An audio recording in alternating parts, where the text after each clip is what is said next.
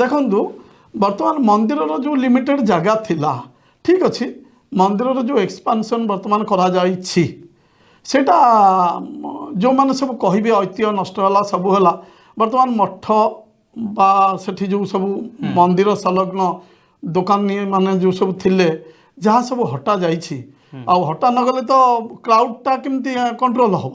ତେଣୁ ଯଦି ହଟା ଯାଇଛି ବର୍ତ୍ତମାନ ସେ ମଠ ଅଧୀଶମାନଙ୍କୁ ମଧ୍ୟ ସରକାର ସୁବିଧା ସୁଯୋଗ ଦେଇ ଅନ୍ୟତ୍ର ସ୍ଥାନାନ୍ତରିତ କରୁଛନ୍ତି, ସେଠି ମଧ୍ୟ ସେଇ ମଠ ସଂସ୍କୃତି ମଧ୍ୟ କାର୍ଯ୍ୟକାରୀ ହେବାକୁ ଯାଉଛି। ଏବଂ ପ୍ରଥମ କଥା ହେଲା ଏଇ ଯେଉଁ ପରିକ୍ରମା ପ୍ରକଳ୍ପ ହେଲା, ପରିକ୍ରମା ପ୍ରକଳ୍ପରେ ସରକାର ତାଙ୍କ ହିସାବରେ ସେ ଯାହା ସବୁ ରଖିଲେ ସେଥିରେ ଆମେ ମାନେ ଭାବୁଛୁ ଆଉ କିଛି ଜିନିଷ ଯେଉଁ ଜିନିଷ ପୂର୍ବରୁ ପ୍ରଚଳିତ ଥିଲା, ଧରନ୍ତୁ ମନ୍ଦିର ସାମ୍ନାରେ ଏମାର ମଠ ଥିଲା, ଏମାର ମଠ ତରଫରୁ ମନ୍ଦିରକୁ କିଛି ପୂଜାପୂଜି ସାମଗ୍ରୀ କିଛି ନୀତିକାନ୍ତି ଏସବୁ ସହିତ ଜଡ଼ିତ ଥିଲା, ଠିକ୍ ଅଛି, ସେ ମଠ ଗଲା, ସେ ବର୍ତ୍ତମାନ ସରକାର ନେଲେ ଅଛି। କିନ୍ତୁ ସେ ମନ୍ଦିର ସାମ୍ନାରେ ଏମାର ମଠ ଚକଡ଼ା ବୋଲି ଗୋଟେ ଜାଗା ଥିଲା, ସେଠି କ'ଣ ହୁଏ ପ୍ରତିଦିନ ଏମାର ମଠ ମଠାଧୀଶଙ୍କ ତରଫରୁ ପ୍ରତିଦିନ 500 ନିଃଶୁଳ୍କ ଭକ୍ତମାନଙ୍କୁ ମହାପ୍ରସାଦ ବିତରଣ କରାଯାଏ, ବସିକିରି ସେଠି ଖାଇକିରି ସେମାନେ ଯାଆନ୍ତି।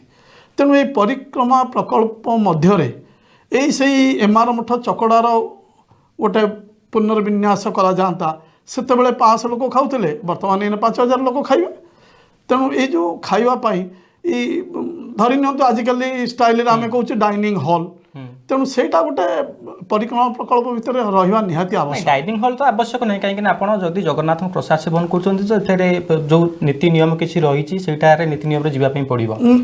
ଯେଉଁଟା ଆପଣ କହୁଛନ୍ତି ଯେ ସେ ଆପଣ ଭାବୁଛନ୍ତି ସେ ଯେଉଁ ଜିନିଷଟା ଆପଣ କହୁଛନ୍ତି ତାର ଆବଶ୍ୟକତା ରହିଛି ନିହାତି ଭାବେ, ଯେଉଁ ପିଣ୍ଡି କଥା ଆପଣ ଉଠେଇଲେ ତାର ଆବଶ୍ୟକତା ରହିଛି, ନିହାତି ରହିଛି।